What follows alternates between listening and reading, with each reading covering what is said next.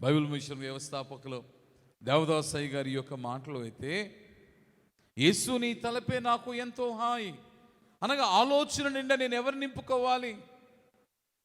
నిన్ను కొలిచెదరావయ్య నా యేసన్న అనే పాటలో హృదయ దేవల మందు ముదమున నిన్ను నిలిపి భక్తి పుష్పములు చే భజించి పూజించి అని వ్రాయుటలో ఆలోచనలో క్రీస్తు నింపుకున్నారు, మనస్సు నిండా క్రీస్తు నింపుకున్నారు.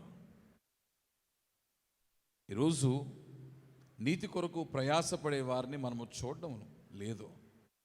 అనగా నీతిని వారు సంపాదించుకోలేరు, వారి సత్క్రియలు వారిని నీతిలోనికి మార్చవు. కానీ నీతిమంతుడైన క్రీస్తు యేసును వారు ఆహ్వానించినప్పుడు, వారి హృదయంలోనికి వారి జీవితంలోనికి వారు చేర్చుకున్నప్పుడు, నీతిమంతుడై ఉన్న దేవుడు క్రీస్తు యేసును బట్టి వారిని నీతిమంతునిగా మార్చొచ్చు ఉన్నాడు. కానీ ఆ నీతి జీవితమున కొరకు అపేక్షించుచున్నవారు మనము లోకములో అనేకులను చూడలేకపోతూ ఉన్నాము.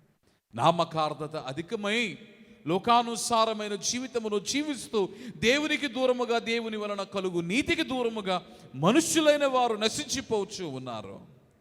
కానీ భక్తులైన వారిని మనము చూచినప్పుడు వారు దేని కొరకు పాటుపడ్డారు?